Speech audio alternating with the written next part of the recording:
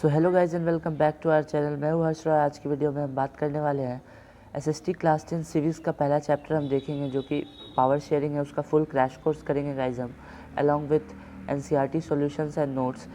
पिछले वीडियो में हमने नेशनलिज्म इन यूरोप किया था। अगर आपने वो वीडियो नहीं देखी है तो प्लीज़ जाके देखिए गाइज, वो बहुत ही इंपॉर्टेंट वीडियो है। तो इस वीडियो के कौन कौन से टॉपिक होंगे गाइज वो पहले बात कर लेते हैं।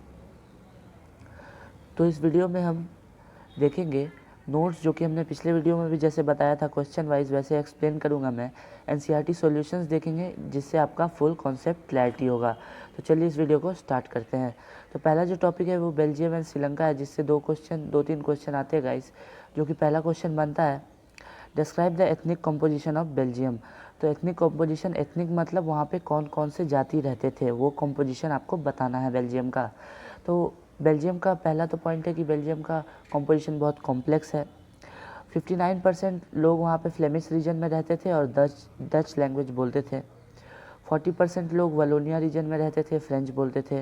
रिमेनिंग 1% जर्मन बोलते थे। लेकिन कैपिटल सिटी जो थी गाइस, जो कि ब्रुसेल्स थी, वहाँ पे केस थोड़ा अलग था। वहाँ पे 80% पीपल फ्रेंच बोलते थे और 20% पीपल डच बोलते थे। तो जो कंट्री में डच का मेजॉरिटी था वो कैपिटल में उनका माइनॉरिटी था गाइस। तो सेकंड क्वेश्चन है कि बेल्जियम के किस देश के साथ बॉर्डर्स हैं। तो वो हैं फ्रांस, नेदरलैंड्स, जर्मनी और लुक्सेमबर्ग। तो ये 1 मार्क्स में आपसे पूछ सकता है गाइस। तो चलिए आगे बढ़ते। तो अगला क्वेश्चन है कि describe the ethnic composition of Sri Lanka. वैसे ही जैसे हमने बेल्जियम का बताया वैसे ही अब श्रीलंका का बताना है। तो श्रीलंका के पास बहुत ही डाइवर्स पॉपुलेशन है। सिन्हाला जो है वहाँ पे वो मेजोरिटी में है गाइस 74%, और तमिल्स जो वहाँ पे है वो 18% है। तो उस तमिल्स में 13% जो है वो श्रीलंकन तमिल्स है, जो वहाँ पे ही पैदा हुए, वहाँ के नेटिव्स हैं। लेकिन 5% जो है वो इंडियन तमिल्स है, जिनके फोर फादर्स पूर्वज इंडिया से कॉलोनियल पीरियड में ब्रिटिश के समय में वहाँ गए थे श्रीलंका काम करने के लिए लेबर के रूप में। वो उसे इंडियन तमिल्स कहते हैं। तो वो वहाँ पे 5% है। 7% क्रिश्चियन है और बाकी जो बचे वो मुस्लिम्स है। तो बेल्जियम में जो कन्फ्लिक्ट हुआ था एक बेल्जियम में, वो क्यों हुआ गाइस। तो ये जो इकोनॉमिक इनइक्वालिटी थी, आर्थिक दिक्कत थी जो डच स्पीकिंग और फ्रेंच स्पीकिंग के बीच, वही कन्फ्लिक्ट का मेन कारण थी गाइस। तो फ्रेंच स्पीकिंग पीपल जो माइनॉरिटी थे पूरे कंट्री में बेल्जियम में, वो बहुत रिच और पावरफुल थे, और डच पीपल जो कि मेजॉरिटी थे वो बहुत पुअर थे। तो ये दोनों के बीच में जो टेंशन हुआ ये बहुत ही एक्यूरेट, बहुत ही और जटिल था ब्रुसेल्स में, कैपिटल सिटी में, जो कि मैंने आपको बताया। जो कि डच का सब जगह पूरे देश में मेजॉरिटी है लेकिन वहाँ पे माइनॉरिटी है, ऊपर से वो पुअर भी है, इसलिए ये टेंशन ज़्यादा एक्यूरेट था ब्रुसेल्स में। तो अब आगे का जो टॉपिक आ रहा है वो है मेजोरिटेरियनिज्म इन श्रीलंका। तो ये होता क्या है, इससे पहले डेफिनेशन बताना है। तो ये एक बिलीफ है कि जो मेजोरिटी ऑफ द कंट्री है वो कंट्री को रूल कर सकती है बिना माइनॉरिटी की बात सुने। तो अब बात आती है कि मेजोरिटेरियनिज्म गवर्नमेंट सिन्हाला सुप्रीमेसी को लाने के लिए क्या क्या मेजर्स लिया था। तो 1956 में एक एक्ट निकाला गया जिसे इंग्लिश को हटा के सिन्हाला को वहाँ का ऑफिशियल लैंग्वेज बना दिया गया, जो कि सिन्हाला और तमिल को बनाना चाहिए था अगर इक्वालिटी देना है तो, लेकिन सिर्फ सिन्हाला को बना दिया गया। और गवर्नमेंट पॉलिसीज़ भी निकाला जो कि सिन्हाला एप्लीकेंट्स को, सिन्हाला कम्युनिटी से जो बिलोंग करते हैं उनको फेवर करेगा गवर्नमेंट जॉब्स और यूनिवर्सिटी पोजीशन के लिए। और एक कॉन्स्टिट्यूशन आया जिससे बोला गया कि वो प्रोटेक्ट और फॉस्टर करेंगे बुद्धिज़्म को, जो कि सिन्हाला लोगों की कल्चर है, जो सिन्हाला लोग मानते हैं। तो अब बात आती है सिविल वॉर क्या है।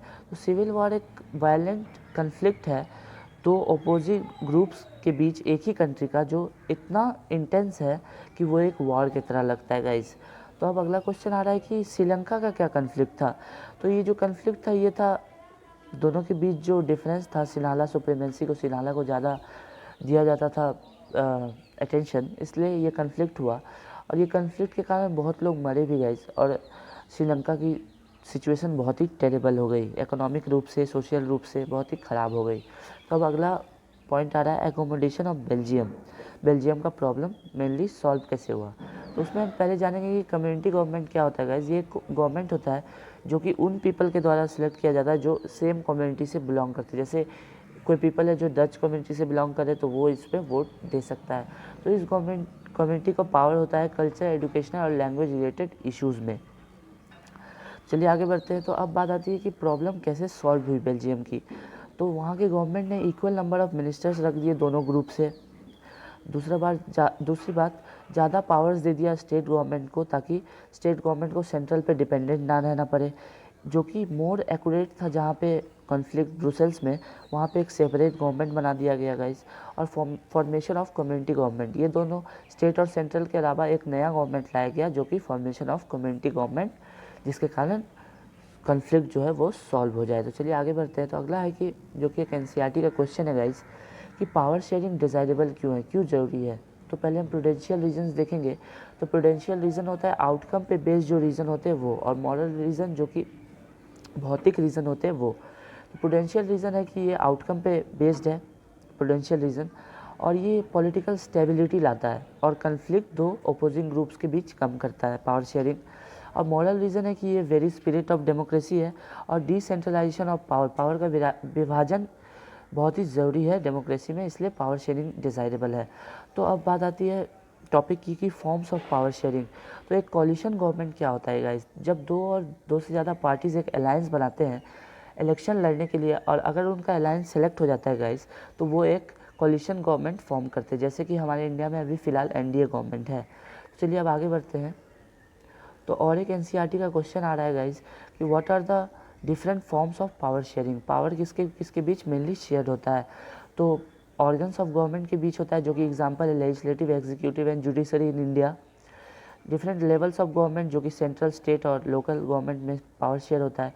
डिफरेंट सोशल ग्रुप्स में, जैसे कि कम्युनिटी गवर्नमेंट बेल्जियम में हुआ, और बहुत सारे पॉलिटिकल पार्टीज़ और प्रेशर ग्रुप्स में भी पावर शेयर होता है। तो चलिए आगे बढ़ते हैं। तो अगला क्वेश्चन है गाइस कि right A short note on horizontal and vertical power sharing. तो पहले हम हॉरिजॉन्टल का देखेंगे, उसके बाद वर्टिकल का देखेंगे। तो हॉरिजॉन्टल पावर शेयरिंग में power different organs of government में डिवाइड होता है। इसमें सारे ऑर्गन्स को एक लेवल पर रख के अलग अलग पावर दिया जाता है। लेवल सबका एक है लेकिन पावर अलग अलग है सबका, और इसमें एक ऑर्गन जो है दूसरे को चेक करता है गाइस कि वो सही वर्किंग कर रहा है या नहीं। वही वर्टिकल में डिफरेंट लेवल्स में पावर शेयर होती है, और यहाँ पे हायर और लोअर लेवल्स ऑफ गवर्नमेंट होता है गाइस, जो कि हॉरिजॉन्टल में एक ही लेवल था, वहाँ पे अलग अलग पावर्स थे। और इसके अंदर जो लोअर लेवल होता है वो हायर के अंदर काम करता है गाइस। तो इस तरह से आप इन दोनों का डिफरेंस भी लिख सकते हैं गाइस। तो चलिए आगे बढ़ते हैं। तो इसी के साथ हमारा चैप्टर कंप्लीट हो। तो आशा करता हूँ ये वीडियो आपको पसंद आई हो और इस वीडियो ने आपका पूरा कॉन्सेप्ट क्लियर किया हो। अगर आपको ये वीडियो पसंद आई है तो प्लीज़ वीडियो को लाइक करें, अपने दोस्तों के साथ शेयर करें, चैनल को सब्सक्राइब करके बेल आइकन दबाना ना भूलें। और आपको अगर कोई भी टॉपिक में कोई भी दिक्कत आ रही है गाइस, तो प्लीज़ मुझे कमेंट करें, और डिस्क्रिप्शन में आपके लिए कुछ इंपॉर्टेंट लिंक्स दिए हुए उसे देखना बिल्कुल ना भूलें। Thank you all, bye bye.